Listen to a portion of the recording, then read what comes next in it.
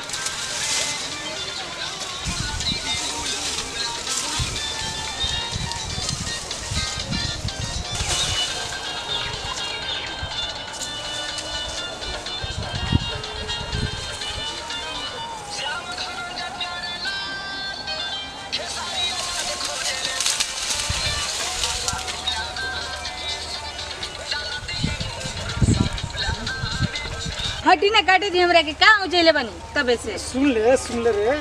ना गाना सुन ले जब कितना बढ़िया गाना बा ठक ठक हम ना सुना बरसिंग काटे तनी काटे दी बाबू का करत हवा ए जे वो फोन आइ रही के दीदी के हैं लो बतिया लो हेलो बोलो हम ना बतिया बरसिंग काट के लेके आई ठीक बना ए हेलो हां हम हो के कर दे करे ऐसा उजेले ला ला बाबूजी ने बतिया ला के सुनाई हां बाबूजी हां हेलो बाबूजी कट गई तो ना हेलो लो कट गई हो बाबूजी की करे फोन आई रहला तो लेके आई रही का करत है तू तो का कहानी है बरसिंग काटे के तई काई गुमरिया तो बाबूजी हम और लोग के लेके देखत है धर काट दे मुआ तब ससुर है जे मारत मारत काट ला धर काट तनी काट काट एकदम काट अली बगन कहता ससुर के फोन आला का फोन आला रे जा मोबाइले फूट गइल का फोड़ द मोबाइल हमार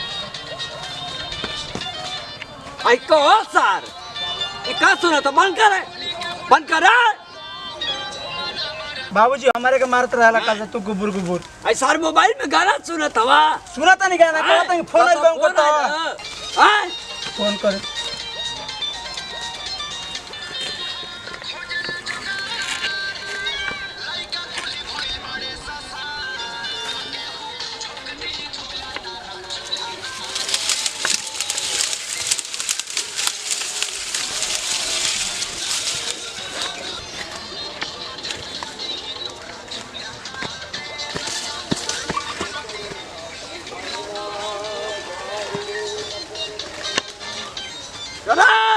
हाय का बजावत रहो तू दा के बजावत रे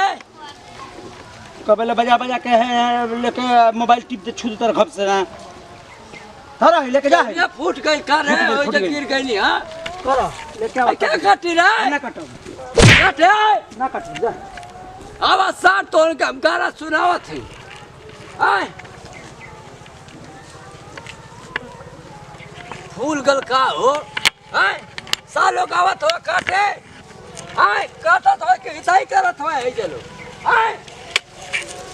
तोहन के हम बतावत है चला घर में मारे सात चार लो उलट जरा बतावा हो ऐसा गाना दे देला कि हम घुमरिया गइली हां जरा तला ससुरा की भांग खा ले निका हैं बाप हो बाप यही सना पगला जात हवा कुल हो बता ससुरा कुल पगला जात हवा हैं ससुरा बता एगो हसुआ हो एगो हसुआ तो वही रख दला कुल का हैं एगो तो पतो ये लिया एगो लइका वाला हसुआ रे हैं करा लोग ससुर है जे कुल काम करा चाहे मत करा हैं नाचत हवा लोग ऐसे देखा कहत नहीं यही जब सुबह हैं करा लो बताओ हो नाचत हवा कुलाई के खेत खते अड़िया में कोनो देखियो तो कोनो का कहीं है मर्दवा तुरा खुदे हरामी है लुगवा में झूलवा में ओके मोबाइल में खुदे गाना सुनावत है अपने हिले था ससुरा कहीं का कहा था कि मेहरुआ के बहन का फोन आल हैं दूसरा के डटले से पहले ससुर अपन लोग देखा थी बतावा आज हमारे समझ में आ कल हो सारा कहीं के बतावा कहा था कि बहनिया का फोन है एकर मेहरारू के बहन के फोन आ ससुरा ले दादा लिया दला बच गल बुढ़वा वाला हम तानी मानी नाचे दली हाँ हो हैं एक मजाक है कौन खानदान है भैया हम तो ये कब कि दूसरे के घर निहरले से पहले अपन घर देखल जाला हैं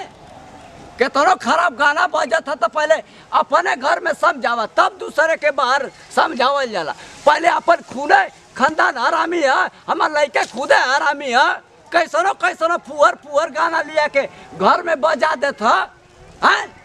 तो अपने कल पहले भैया दोस्त दे कि दूसरे के दोस्त दे हमार खुदे लड़का हरामी है हाँ दूसरे के लड़का के हम बताओ बोलत है हमार लड़का खुदा नाश करत है लिया लेके घर में गंदा गंदा गाना बजावत है हमार खूने ना बेकार है बजावा ससुर बजावा कितना बजेबा और छोटा लाना हो हैं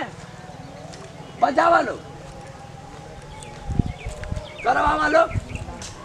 करा देखी जितने है उतने करवा लो हैं कर ओ माई हैं मुआला मुआला मुआला मुआला हैं ले जाए ये पतो है रानी अब मुआला में नदिया से बताओ ससुरा कहीं के लिया लेके ये में नाचे था नचवावा था हैं हवा प्रणाम करतन भे गोड़ छुगो गोड़ लगतन हमरो लक छोटका लड़का छोटका बे केसाइट भैया खास खबर बा हमनी के संदेश उद्देश्य बा भैया कि अश्लील गाना भैया हमनी के ना सुनिए तो बहुत बढ़िया रहे हमनी के समाज पर असर पड़ता हमनी के घर फैमिली पर असर पड़ता आ हम भी वीडियो में गलती कर बेन तो सबसे कान धो के हाथ जोड़ के माफ़ी मांगतनी हम अपने मेहरारू से भैया गाना सुनावत नहीं कि हई गाना आइल सुन होली में झूलावा में रहते झूलावा में तो कौन धरा गई स्कूलवा में तो हम ही ना चाहूँ भैया कि जौन सुने लायक होगा जौन देखे लायक हो जौन समझे लायक होगा समाज का विरोध ना के वही गाना हमनी के सुने के भैया ई नहीं कि गाना गावे वाला गा देता बजावे वाला बजा देता भैया हमनी के कलाकार बन जा हम ही ना चाह कि ई विपत हमनी पावे ना हमनी के से दुरवा सब दूर रखब तो अच्छा रही संदेश उद्देश्य हमनी के इहे पावे और बाबूजी को हम बार बार कहनी गाँव में कोनो डेक बजावे लगी गाँव में कोनो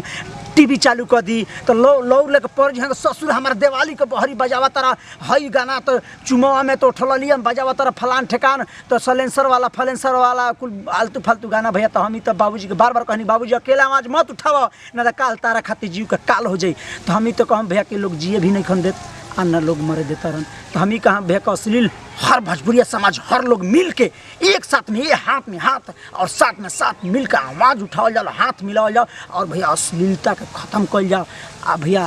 हमनी से अगर ज़रा से भी तकलीफ दिक्कत होते है अगर हमारा टीम से तो भैया खलेवरी माफ़ी मांगते हैं जा और ये वीडियो के माध्यम से भी हमने टीम के तरफ से ज़रा से भी तकलीफ दिक्कत हो गई तो फिर से माफ़ी मांगते हैं भैया मगर वादा कर जाओ कि हाथ में हाथ साथ में साथ मिला कर अश्लील ख़त्म कर जाओ आ एक साथ लड़ाई लड़ जाओ अगर हम ज़्यादा कुछ बोल रहे करते एजे से दी जा विदाई मगर खास खबर हो कि हमारा खेसारी टू डिजिटल वर्ल्ड और नेहा म्यूजिक वर्ल्ड का सब्सक्राइब नहीं कर सब्सक्राइब करी बेल आइकन बटन दबाई जी और ये जैसे दी विदाई फिर अगले वीडियो में जी जय जवान जय किसान भोजपुरी मेरा देश किसान कोना कोना पहुँचाओ भैया तन की भोजपुरिया बच्चा